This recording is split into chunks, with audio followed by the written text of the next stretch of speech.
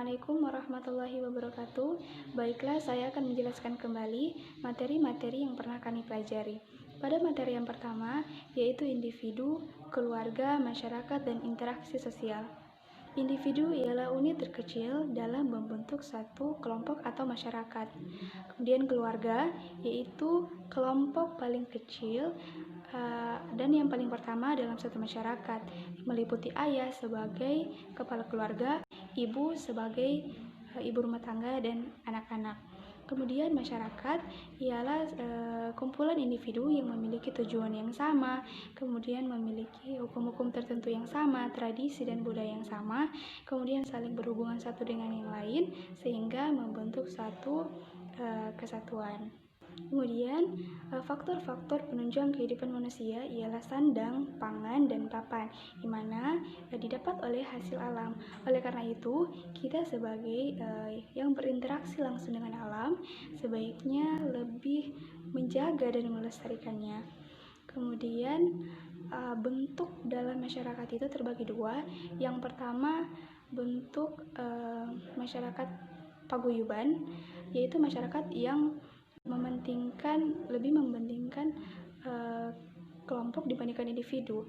Pembentukan kelompok masyarakat ini dibentuk karena ada hubungan batin, kemudian juga bisa jadi karena garis keturunan.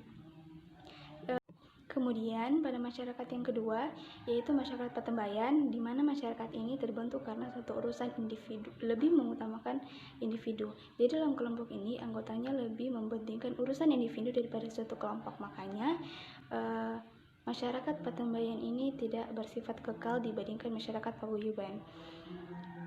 Kemudian tingkatan masyarakat juga terbagi menjadi dua, yaitu modern dan tradisional. Nah, masyarakat tradisional ialah masyarakat yang masih sangat kental sekali dengan budaya dan tradisi yang diwariskan oleh orang-orang terdahulu pada daerah-daerah tertentu. Biasanya masyarakat tradisional ini tinggal di daerah terpencil, yang mana masyarakat-masyarakatnya masih menggunakan alat-alat masak sederhana. Intinya jauh dari perkembangan masyarakat tradisional.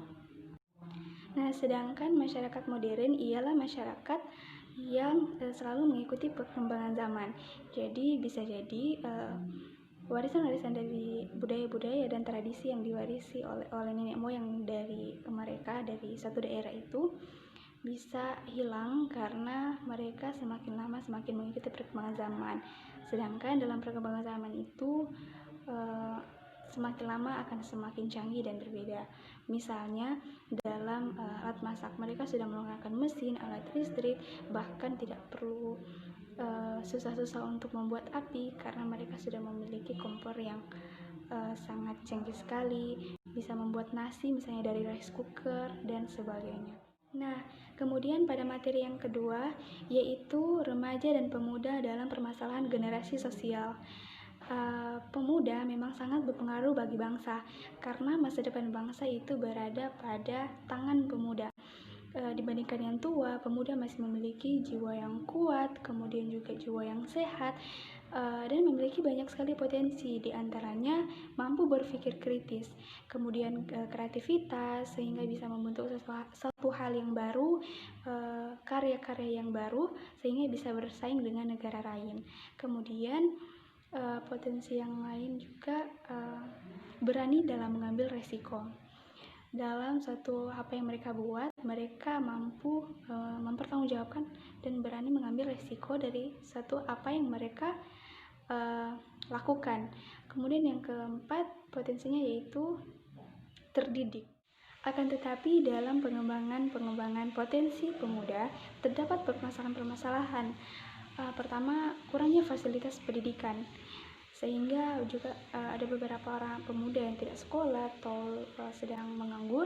Kemudian kurang juga lapangan pekerjaan, kemudian malas belajar. Apalagi pada masa pandemi ini, pemuda-pemuda lebih menghabiskan waktu dalam bermain sosial media, bermain game, kemudian rebahan, sehingga waktu-waktu luang tidak dihabiskan dalam belajar.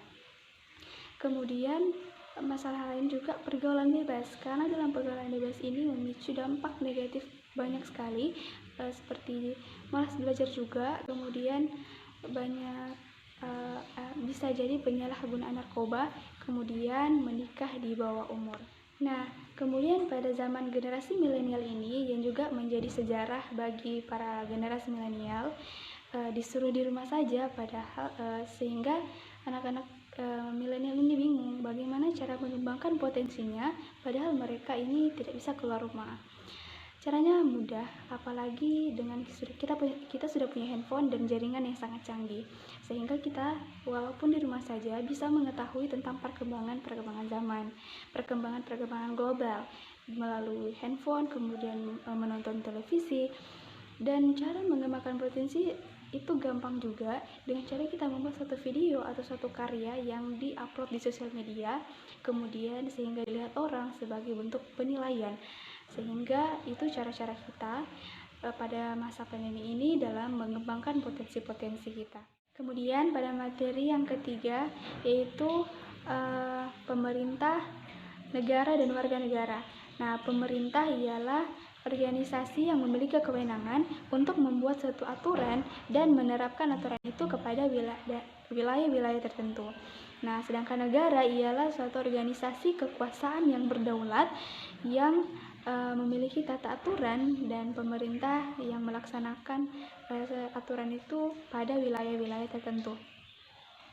Kemudian dalam membentuk suatu negara ialah memiliki syarat, diantaranya memiliki wilayah tertentu. Artinya harus ada suatu wilayah dalam membentuk negara. Kemudian memiliki rakyat tentunya sebagai yang melaksanakan aturan dan tujuan dari negara itu sendiri. Kemudian ada pemerintah sebagai yang menerapkan aturan dan mengurus negara itu sendiri. Kemudian syarat yang keempat ialah berdaulat. Kemudian warga negara ialah rakyat yang tinggal pada suatu wilayah tertentu dalam sebuah negara yang menjalankan aturan dan juga tujuan daripada negara. Dan dalam Undang-Undang Dasar 1945 pada pasal 27 ayat 2 yaitu setiap penduduk ialah warga negara. Artinya setiap warga negara memiliki hak atas penghidupan yang layak, kemudian memperoleh pekerjaan. Kemudian pada pasal 29 ayat 2 ialah setiap warga negara adalah penduduk, yang mana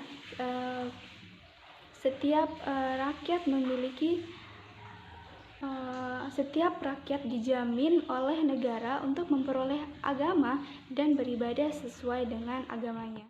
Di Indonesia, bentuk pemerintahannya ialah demokrasi, di mana sistem pemerintahannya dari rakyat, oleh rakyat, dan untuk rakyat, sehingga bisa menciptakan kesetaraan dan keadilan sosial bagi seluruh rakyat tentunya. Contohnya pada pemilu ini, karena kita sudah dekat dengan pemilu, yang memilih pemimpin ialah rakyat, dan apabila siapa yang terpilih, mereka juga bekerja bagi rakyat. Kemudian materi yang keempat yaitu pelapisan sosial, persamaan derajat, diskriminasi, dan pemerataan. Nah, pelapisan sosial ini ialah perbedaan kelompok atau pembagian masyarakat pada kelas-kelas yang tersusun secara bertingkat. Contohnya dari kaya ke miskin, kemudian dari rakyat biasa dan pejabat. Dan juga pelapisan masyarakat ialah sejumlah kelompok atau sejumlah kelompok yang memiliki kedudukan atau status menurut ukuran masyarakatnya berada pada satu. Dampak positifnya ialah menimbulkan kemauan dari masyarakat pada kelas bawah untuk naik pada kelas atas. Kemudian dampak negatifnya adalah menimbulkan persaingan, bahkan persaingan yang tidak sehat, sehingga menjadi bermusuhan antar kelas.